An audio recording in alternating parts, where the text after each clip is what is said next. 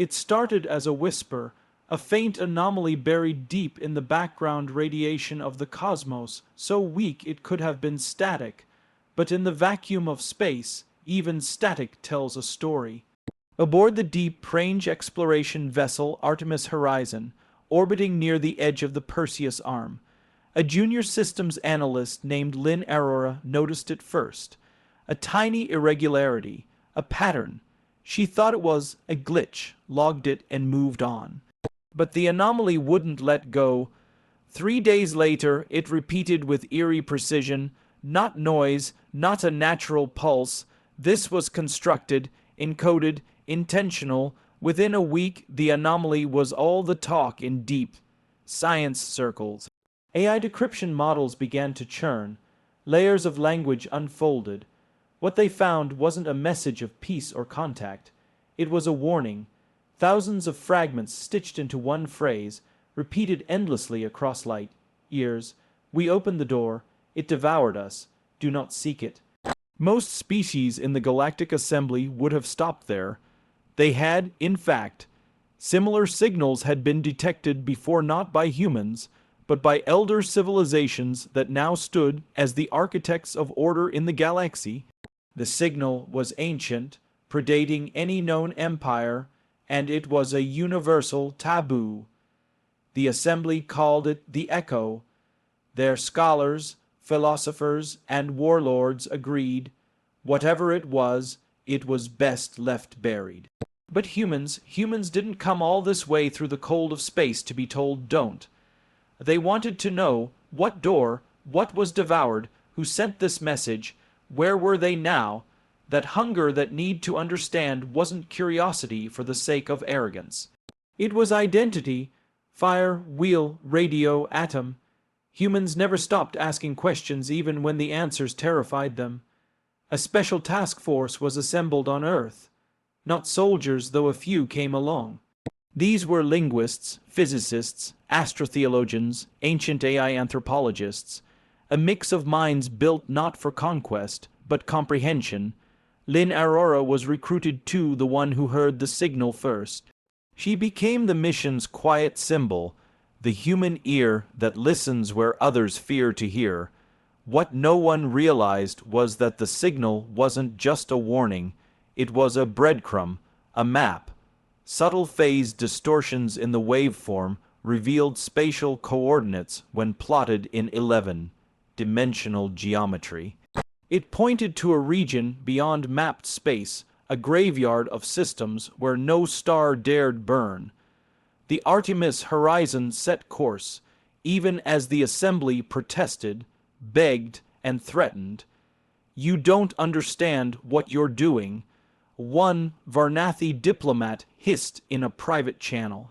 We do, Captain Mendez replied coolly. We're understanding. The deeper they traveled, the stranger things became. Star charts flickered, time bent oddly, and machines reported readings they couldn't explain. And still, the signal grew stronger, clearer, not broadcast anymore, but calling. In orbit around a dead world with no name, they found it, a structure, vast, geometric beyond comprehension, as if Euclid had a nightmare in 4 dimensions. The team stood on the observation deck, silent. This, Lynn whispered, is the door. They hadn't even knocked, and something was already listening on the other side.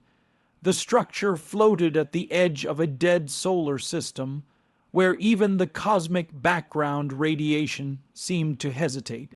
It didn't orbit a planet or star, it anchored itself to nothing. As the Artemis Horizon approached, the ship's instruments went haywire. Gravity fluxed in random directions. Magnetic fields twisted into spirals that made no physical sense. Lights dimmed. Screens flickered with static, whispering in languages no human had ever spoken.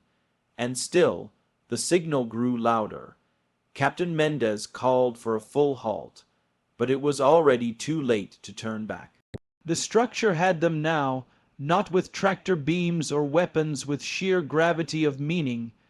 Like moths circling a flame, the crew of the Horizon couldn't look away. Lynn Aurora stood at the forward viewport, staring at what could only be called the door. It wasn't a door in the traditional sense, not a gate or hatch.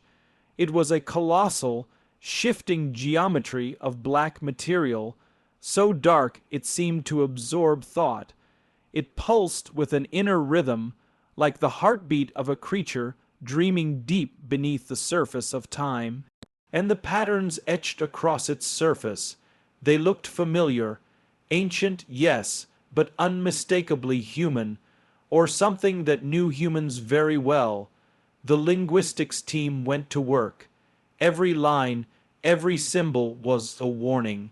Not in one language, but in all languages layered atop each other, woven into the very surface of the door, do not enter. One symbol declared in bold Sanskrit curves, "This is the tomb of those who asked," another in Old Akkadian.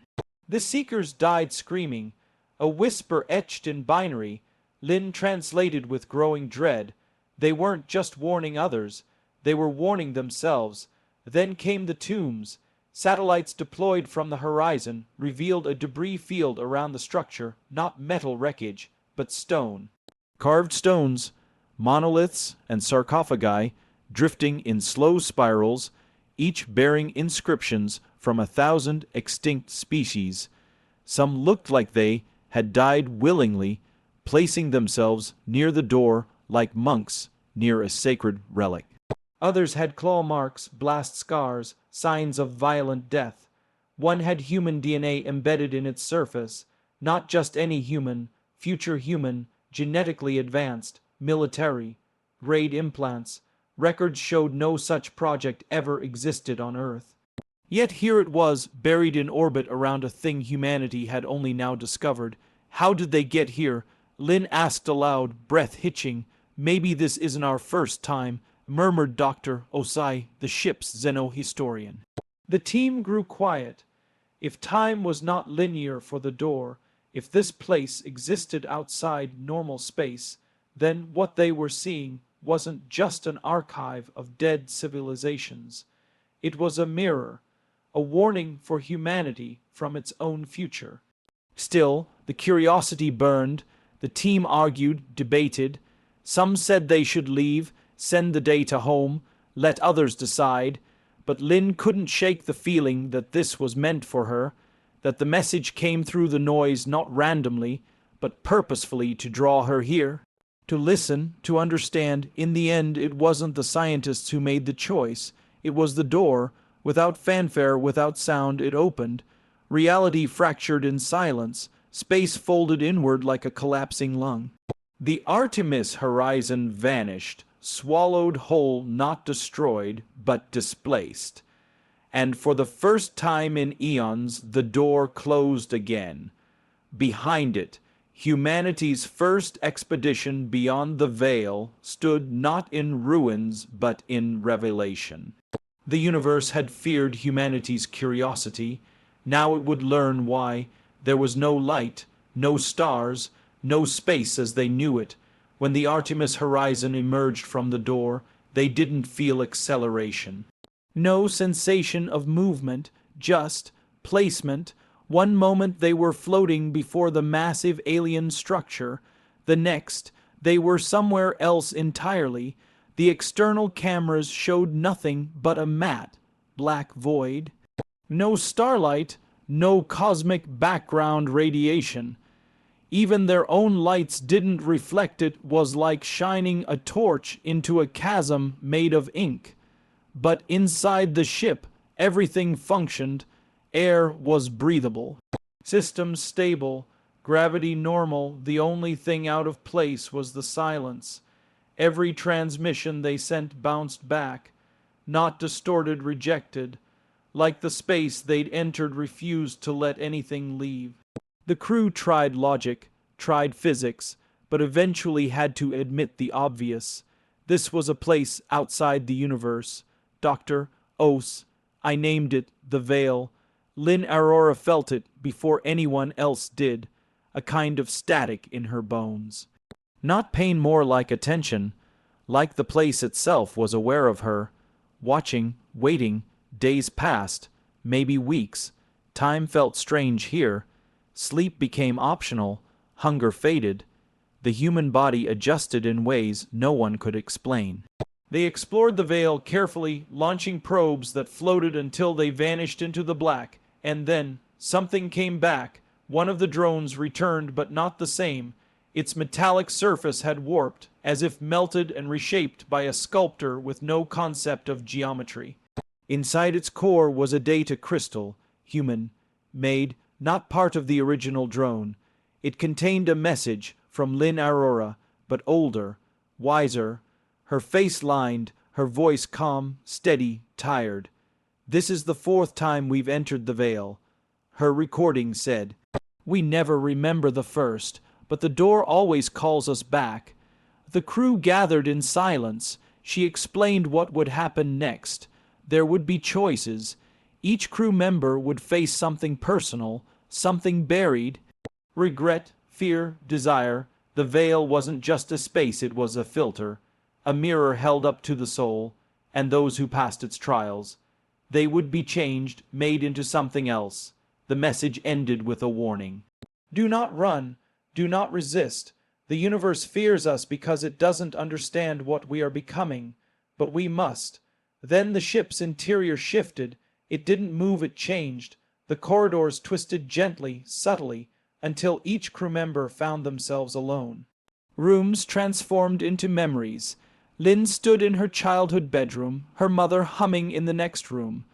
"Dr. Ose, I returned to the shattered ruins of his university after the orbital strike that began the 3rd Lunar War."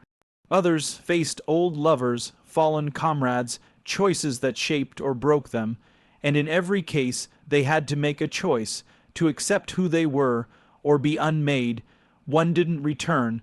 Lieutenant Sato, the weapons officer, screamed as he was swallowed by light.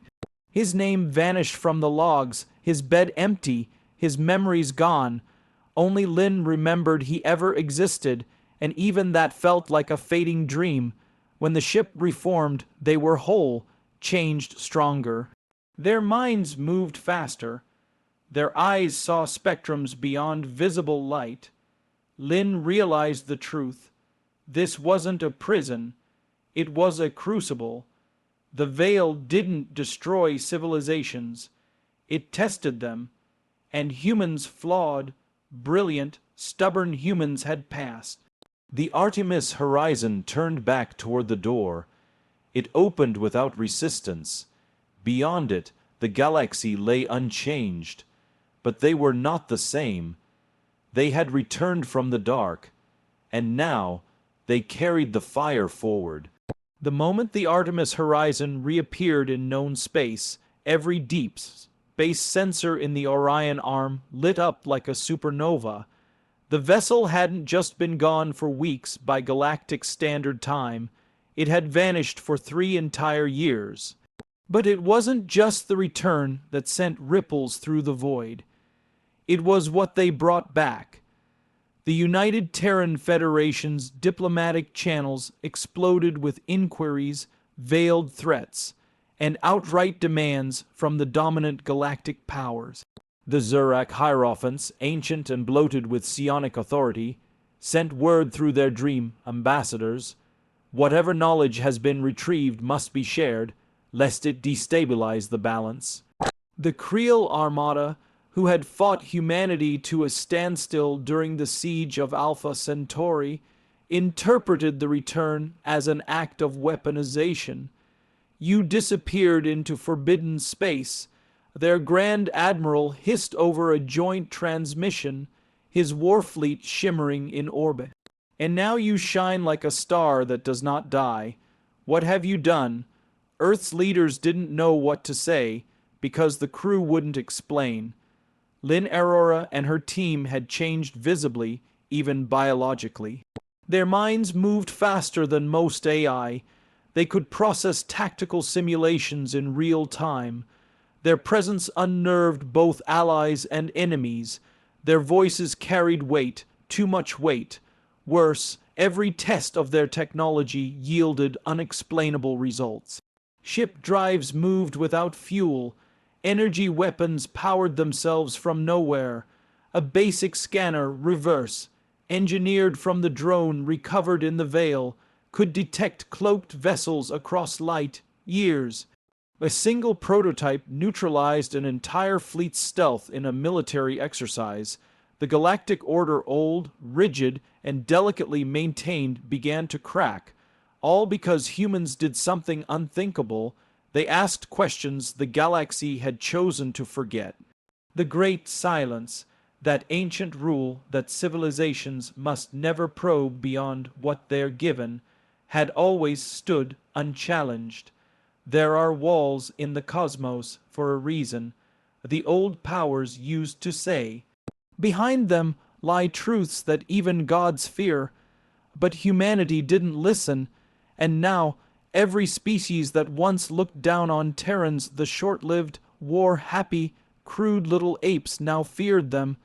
They feared what they had seen, feared what they might become, feared what else they might bring back. Diplomatic meetings turned tense. The Jeton Commonwealth quietly began mobilizing ships near the neutral territories. The Viharal Syndicate sent covert agents to Earth's orbitals. Even Earth's allies, like the surly traders and the Rankin houses, began whispering about contingencies. The Terran Ascension, as the media had dubbed it, was not evolution. It was an escalation. But perhaps the most telling event came from the most unexpected source. The Omnitheos Collective, a species that had remained entirely neutral for 10,000 years, sent an envoy to speak directly to Lin Aurora. He arrived alone, without escort, and requested only one thing: tell us what you saw, not as diplomats, not as soldiers, as children of stars. Lin considered the request, and she told him, not everything but enough. Enough for him to tremble, enough for him to weep, enough to know that humanity had gone where no mind had ever returned from and conquered itself. He left Earth quietly. No records of what he said remained. But shortly after, the collective shut down their stargates, turned inward, closed their skies. They would not participate in the next phase of history, because they, like many others, now realized something terrifying. This wasn't just the rise of a new power. This was the rise of a new standard, and the galaxy wasn't ready for what came next. In the outer reaches of the Perseus Veil, where even light seemed to hesitate, there lay the shattered constellation. It was a stretch of dead space, ancient, broken stars scattered among blackened husks of planets. Systems so quiet, they gave even the oldest navigators pause. No known maps dared chart it in detail. Every probe sent in was either lost or returned, changed, but humanity, relentless, insatiably curious humanity, went anyway. The mission was called Project Prometheus. It wasn't launched by politicians or generals, but by an eccentric coalition of Terran scientists, engineers, and philosophers. They believed that the ancient warnings weren't just superstition, they were puzzles. Clues, leftovers from something far greater, a truth buried beneath cosmic trauma and millennia of silence. So, they built the Solstice Dawn, a ship not meant for war or diplomacy, but for unraveling the impossible. It was crewed by thinkers, dreamers, explorers, people who stared into the abyss and felt not fear, but wonder, and the abyss responded. The first system they entered had no star, just a singularity at its heart, wrapped in a shell of frozen gravity. Orbiting it, megastructures too massive to be natural, suspended in impossible geometries. Time inside the system ran differently, faster in some pockets, slower in others. They saw entire civilizations flicker like candle flames across centuries, then vanish. The second system was worse. It was a graveyard of worlds, each one split open, as if by precision strikes from a weapon not meant for mortals. The air inside the Solstice Dawn grew heavy. Some crew reported hearing voices not threatening, but pleading. Others had visions of machines weeping molten tears, stars held in chains and gates that opened onto silence. On the third system, they found it, a beacon. Not a machine, not a structure, but a being or the remnant of one. It was not alive in any biological sense, but its presence spoke in dreams. It called itself K's Rathun, the last witness. Once part of a civilization so advanced it had folded galaxies like origami, Khazar's people had unlocked the totality of knowledge, not just physics, not just time, but what came before existence. They had grown past mortality, past materiality, past even meaning. And then they vanished, because, as Khazar warned, there are things in the dark that feed not on life, but on awareness.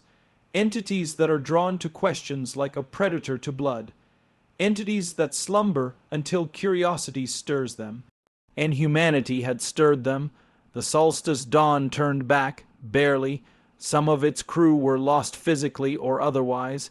Some refused to speak of what they'd seen. A few never slept again. Others became different, detached as if part of them was still out there. But they returned with records, proof, knowledge that made even Earth's AI hesitate, knowledge that, once leaked, spread like wildfire, not because it was dangerous, but because it was irresistible. The galaxy reeled. Other civilizations, who had long feared these zones, now demanded the data. Others began to mount their own expeditions, hoping to either disprove the findings or harness them, but it was too late. The veil had been lifted, the silence had been broken, and in the cold, ancient darkness between stars, something turned its gaze toward the source, not in rage, not in welcome, but in recognition. For the first time in eons, the question had been asked again.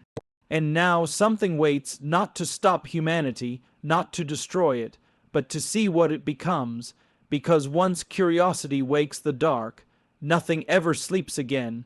The years that followed were called the reckoning of thought. Not because of some galactic war or cosmic apocalypse, but because the universe had finally been asked a question it could no longer ignore, and it had answered back. Quietly, reluctantly, and with terrifying intimacy. After the solstice dawn returned, humanity didn't collapse into fear or retreat into safety. No, they leaned in. If the stars were haunted by unknowable forces, if ancient entities slumbered beyond the veil, then Earth's response was not to whisper, but to shout louder. Because that's what humans did.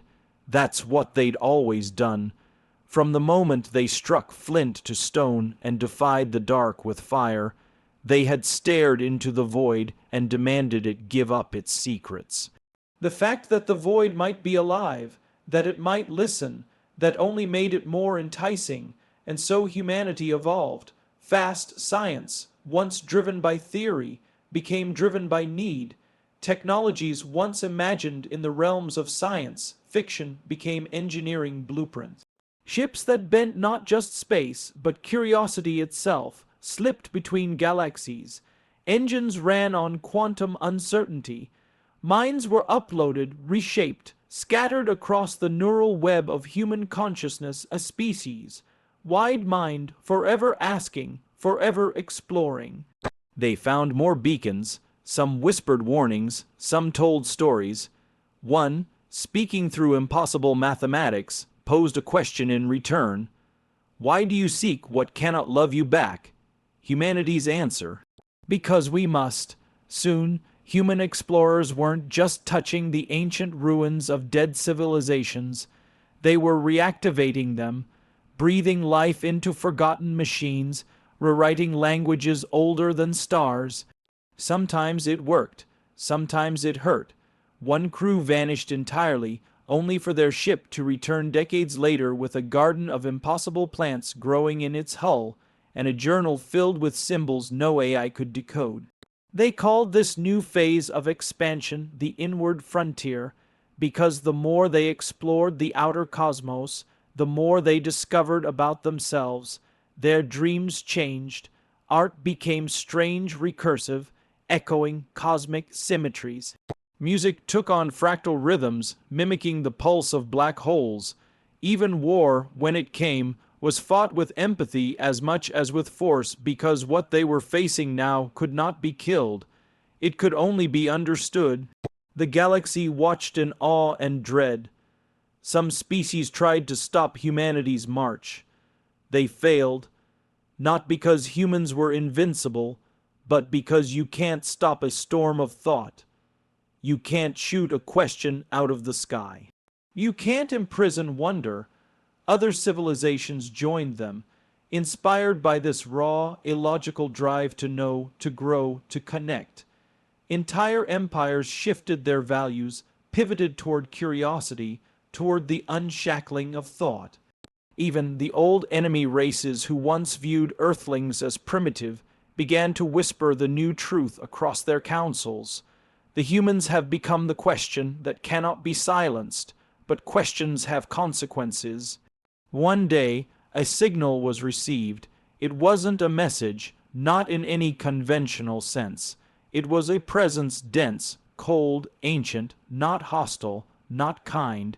It simply was a consciousness woven from the dark matter between galaxies. It had noticed Earth.